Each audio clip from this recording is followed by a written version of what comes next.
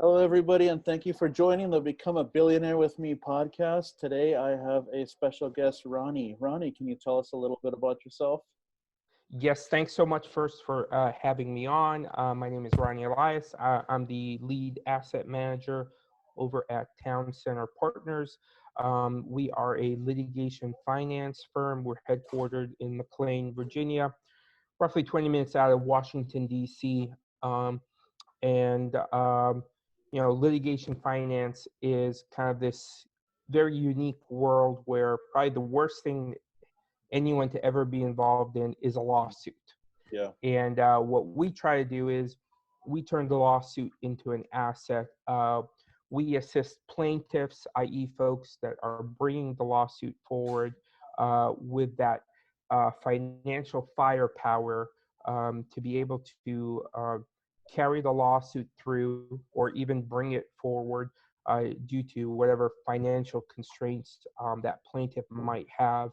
Um, Usually against large insurance carriers, Fortune 500 companies, and so forth. And then we just created, because of a lot of our clients have been successful in their lawsuits, we created kind of an asset advisory division where they're now turning those lawsuit winnings into real estate assets that can kind of create that generational wealth for them and monthly income.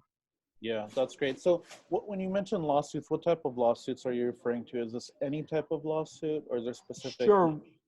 We really kind of run the gamut. I would say the only one thing we really don't focus on is kind of IP trademark type of lawsuits. Those are very niche, and we don't have a IP trademark attorney in-house. So we usually try to connect people with someone else. But predominantly, anything from, God forbid, some personal injury, medical malpractice. We are starting to do a ton of real estate litigation, and that is predominantly with a lot of insurance carriers. God forbid you own an apartment complex or even just, a building. Yeah. You have been paying that insurance carrier their monthly, premium, and then, God forbid, building burns down or one of your buildings has now burnt down. So, you bring out the contractor and the contractor says, okay, it's going to cost $1 million to rebuild. During this time, you're losing income. The bank is probably calling you saying, hey, it's the first, where's my mortgage check? And you're now kind of starting to either, eat up your reserves or starting to run negative. And the insurance carrier says, well, we see that the contractor told you it's $1 million to build it or rebuild, but we're only going to offer you $600,000. Mm-hmm. And at that point, you're like, well, where's this other $400,000 going to come from? And they're like, well, that's what we're going to write. So, and you don't have $400,000, to bring. So at that point, you're kind of, what do I do? Do I take, 60 cents on the dollar, or do I have to go fight this lawsuit? Plus I got continuous expenses of running this property. That's where we come in. We'll fund the lawsuit, cover your ongoing expenses. And the great thing about litigation finance, it's not a loan. It's categorized as a non-recourse advance. So all that means is we're taking on the financial liability. If you win your case, we get paid back. You don't win your case, no harm, no foul. We took that financial loss. Yeah. So that's why people have been loving it, and it's really meant. We try 100%. Our focus is we want to use it as a tool to level the playing field, where mom and pop or small company versus a large company, just to kind of have your fair day in court, or at least say, hey, listen, these guys are serious and they're not playing around.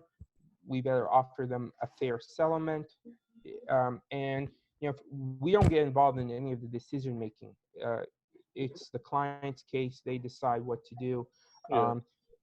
And our opinion is, hey, courthouses were built for one thing: for cases to be tried. If they don't offer you something fair, go into the courthouse. And let a jury of your peers decide. Yeah. Wow, that's interesting. I never even thought about this edge, when it comes to investing and protection, looking out for the little guy. That's awesome. Um, so yeah, thanks for sharing a little bit about what you guys do. Maybe we can step back a bit and let's talk about how you got into this field. What got you into this area? It's kind of a funny story. So I was working at another fund, and it was a real estate fund, and kind of, litigation finance was kind of very in its infancy stage, and some might even say it still is today. But this was kind of something where um, it was really intriguing me. I wanted to get into it. The opportunity arose where we had some very amazing investors that wanted to kind of fund the foray into the space.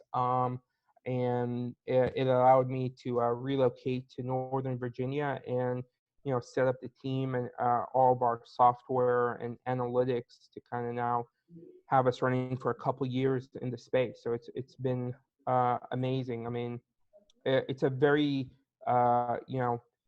unique space, and it's not like it's McDonald's or Burger King, kind of one in every corner, where it's a very niche space. And it can one day go from, we're helping some folks with their oil rights in Texas, to the next day, a police brutality case, to, dealing with an insurance carrier who doesn't want to, pay an apartment complex owner what's needed to rebuild one or two of his buildings. Yeah. Wow, that's pretty awesome, man. That's great. So maybe talking about your asset advisory services. Um, did that come before the law firm that you?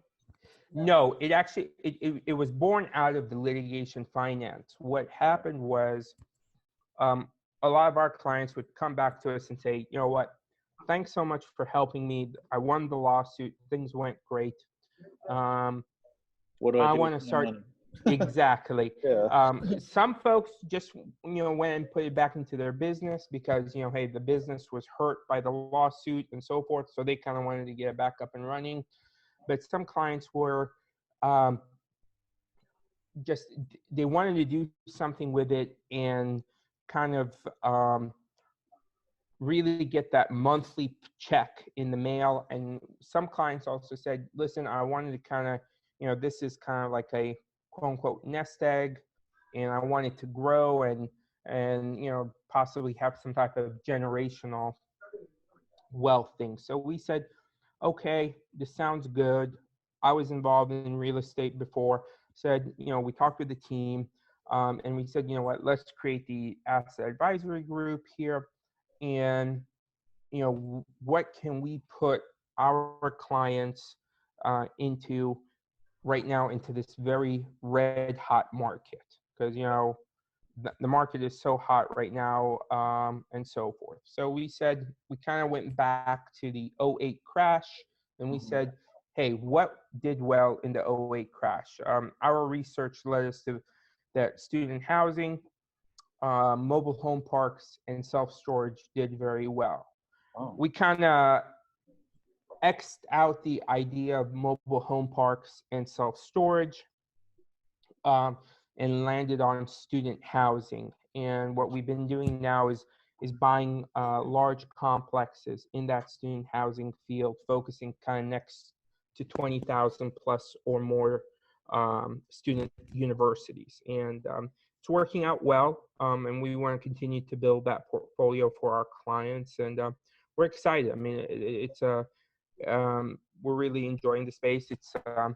It's competitive, but I would not say as competitive as multifamily is right now, where multiple best and final offers, and you every little penny is being extracted out of you as a buyer. Yeah, that's great. That's interesting. Yeah, I haven't met too many people that focus on that. the student housing. Let's talk a little bit more about that. Like, what are some of the special things that you have to do, for student housing? Are there any, is there governing bodies that monitor that kind of stuff? Are there rules around that? Um, we have, we have a great, we focus really with our third party manager in keeping up, one, making sure, our tenants or our students are very happy Yeah, at the property.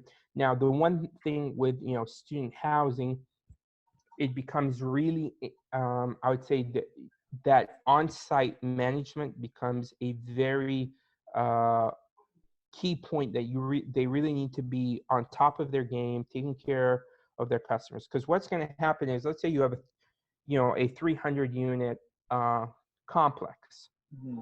You're renting out by the bed. So Yeah. that might translate into 1,200 leases. So Wow. that's 1,200 tenants. That's 1,200 people that you've got to keep happy, that could Yeah, come to to your clubhouse and complain.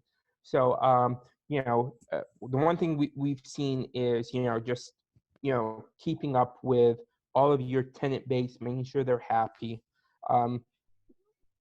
Mail control. I mean, you're having 1,200 people, and if people are kind of, like all of us these days, we're kind of Amazon Prime addicts. We click, click, click, and you could have hundreds of packages delivered a day. So yeah, controlling that is huge.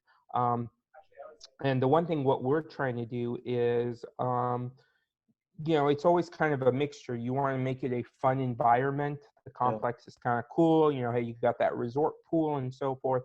But what we've tried to add is, um, we'll do days where, hey, they can come in and there's two people there that will help them write their resumes, yeah, professional headshots, and so forth. It's a very exciting, uh, niche class. yeah, Another thing you really have to kind of be aware of is, you're putting 3 or 4 individuals that sometimes don't know each other. yeah, And as you can imagine, putting 3 or 4 people in an apartment complex or townhome together, you've really got to make sure that, hey, someone that's a night owl isn't, connected, isn't in that apartment with, Johnny, who's, summa cum laude and wakes up at 6 in the morning and wants to go to the library. They're just not gonna click with each other, and so forth. So that's kind of, one, why treat these students with respect, take yeah, care of them, and also kind of assist them kind of, once they get, then some are, you know soon getting ready to hit that workforce. Some people sometimes will go get their MBA or masters or whatever, but kind of giving them some real tools, and we found that to be kind of successful. And at some point, we might be, whatever you want to call us, Debbie Downers or negative Nancy's. We believe a market correction is on the horizon. yeah. So that's kind of, again, why we picked student housing. Wow, that's really niche. So when you say student housing, are you working with the colleges, in partnership with them, or do you guys just look for a building that's close to a college that meets your criteria and do that kind of thing? Exactly. We are looking for predominantly purpose-built apartment complexes or large townhome communities that were built as student housing complexes, 1 mile or less next to the complex. Yeah, Sometimes, you know, in tertiary markets, we have to go 2 miles out. But these are, we're not, if you want to call our value add um, component is the following, trying to be more efficient um, in running the property, increasing tenant satisfaction, putting long-term inexpensive debt on it. mm-hmm. So it's not like we're going to come in here and, the typical value add play in multifamily is, hey, we're going to buy this apartment complex. We're going to put, $5,000 to $7,000 per unit and then I'm going to push rents up by $200 or 150.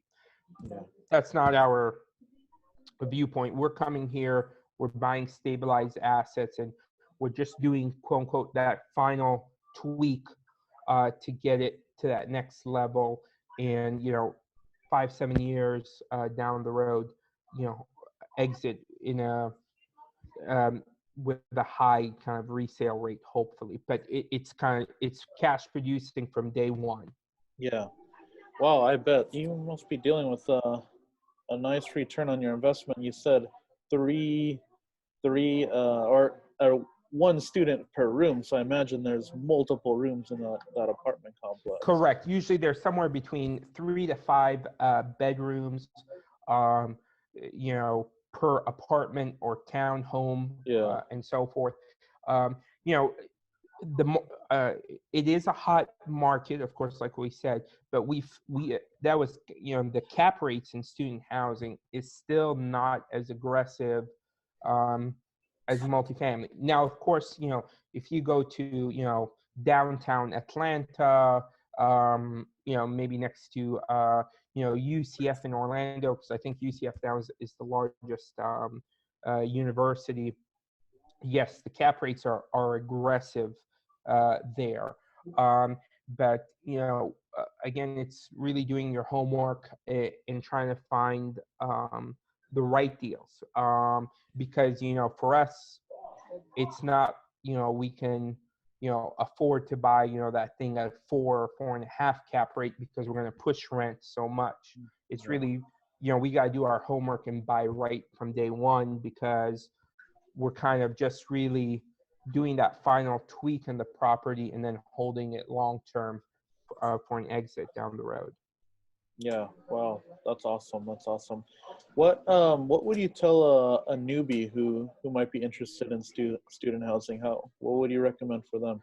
I'd recommend is try to focus on public institutions.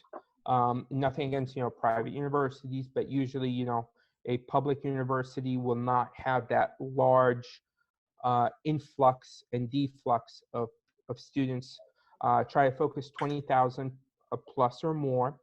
Um, you know, uh, Look at the market. Is this market more of a people like to get on the train, bus, or underground, or are they kind of more of a driver's market? I'll try to be 2 miles or less from the university. Um, you know, Expect wear and tear on properties. I mean, it's college students. You can't be kind of running in there and yelling at them. I mean, you gotta Yeah. expect, hey, it's a little bit more rougher use than usual. Yeah, I was in a fraternity. I know how things can get in college. Yeah, I mean, you gotta understand. It's all about understanding your tenant base. I Yeah. mean, it is what it is. You know, we try to do kind of quarterly to every 6 month, walkthroughs to kind of see, hey, what's going on in the property, Yeah. uh, and so forth. Just because you don't want to a year later come in and be like, hey, what's all these holes in the wall? And Yeah. Johnny got drunk one I day or remember something. those days. Yeah, those are the days when you guys do walkthroughs. The day before, the couple days before, is when the students are repairing, all those holes. They're patching it up, putting the knobs back on. Exactly. We make sure you have parental guarantees, because I mean, you know, you could tell Johnny, hey Johnny, be careful, don't do this or whatever. But Johnny's mom or dad has a lot more power probably to tell him, Yeah. hey, listen, you can't be messing things up, because I'm on the hook for things also.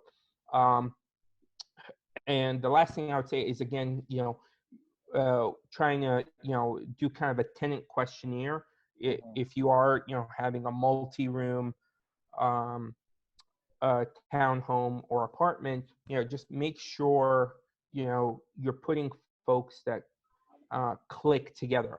And I'm not saying that, hey, they've got to have whatever the same beliefs or whatever, but just is this person a night owl, or is this person more of an introvert or extrovert? Yeah. Just because you don't want to be putting people together and then next week you start to have kind of a rush of people coming together and be like, oh, I can't stand the roommate you put me in, and I want to get moved and all this stuff. Yeah. Do you find that occupancy in your industry in that niche is higher than, let's say, multifamily? Well, here's the unique thing about that. So um, you've got one time per year to do your leasing. Yeah. And if you miss that quote unquote window, you're kind of SOL, because let's say everyone moves in, or classes start in August. You're the goal is you want to start renewals as early as possible. Try to tie people in with you, and hopefully you're doing a good job. They'll renew with you. And then what you'll usually try to do is say, listen, if you renew early, you're gonna, we're going up in rent, but we're not gonna, if you renew early, we'll give you kind of a low rental increase. And then as time goes on, things are gonna get more and more expensive.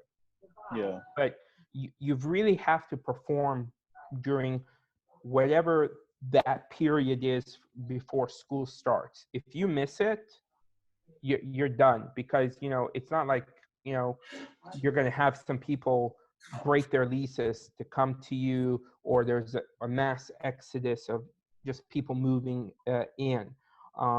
So it's really, I would say, predominantly you're kind of, if it's a good rental market, you're going to be again in the high 90s. Yeah.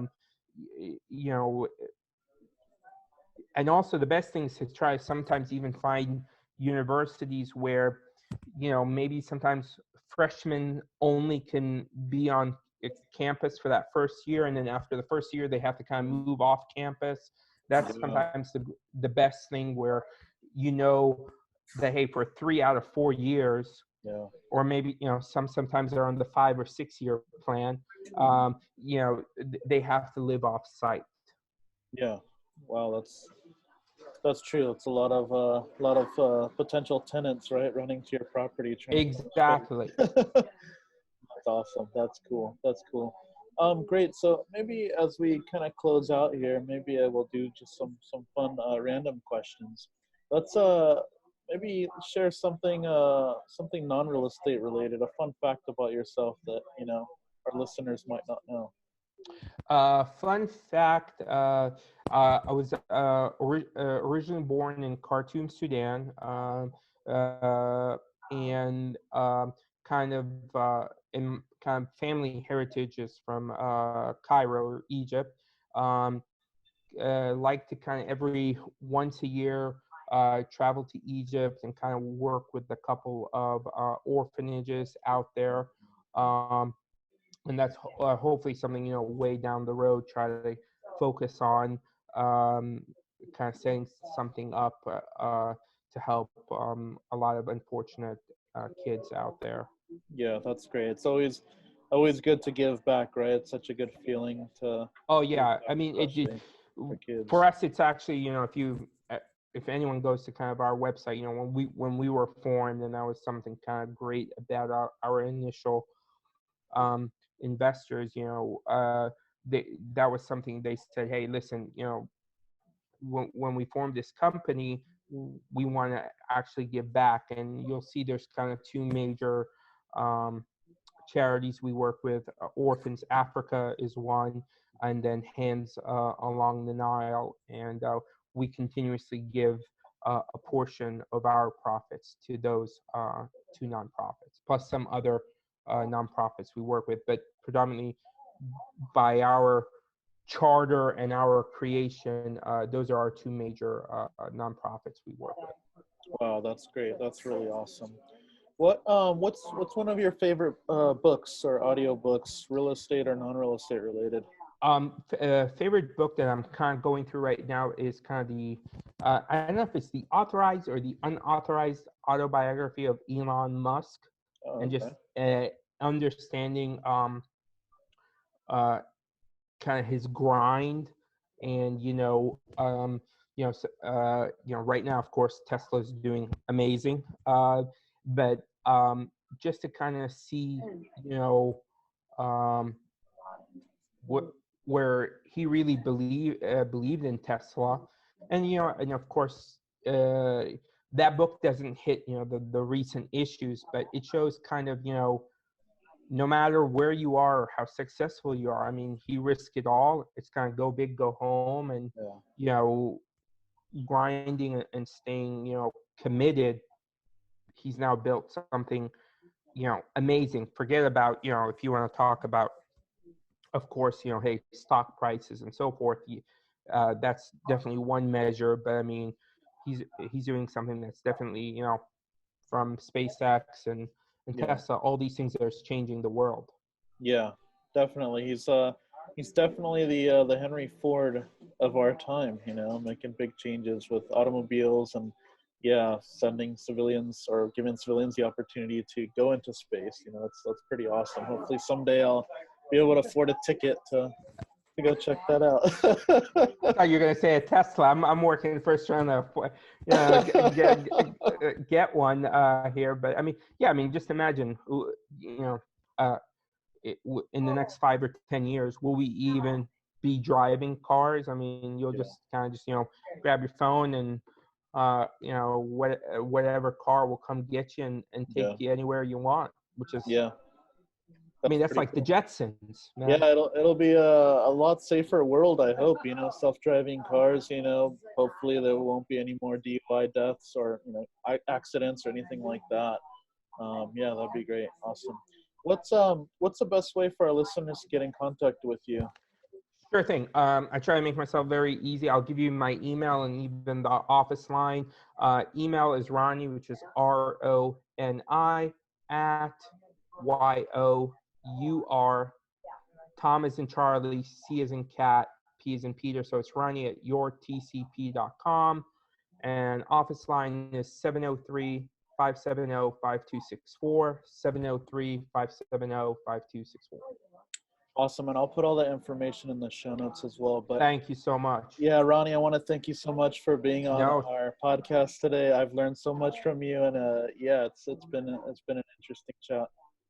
Well, listen, thank you, and go Lakers. Just kidding. I know you're a Golden State fan, so don't want to rub any wounds there. I am, but they're not so hot right now, so I might change. Hey, Lakers fan. Give him some time. Well, you never know. Just one draft pick or one trade can make a difference sometimes. That's true, man. Yeah, maybe they can trade KD back. Who knows? Maybe. Yeah, who knows? Awesome, Roni. Well, hey, thank you so much for being on our podcast, and I hope you have a great day.